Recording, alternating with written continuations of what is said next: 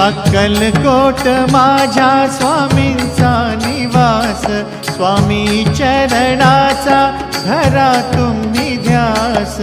अक्कलकोट माझ्या स्वामींचा निवास, स्वामी चरणाचा धरा तुम्ही ध्यास।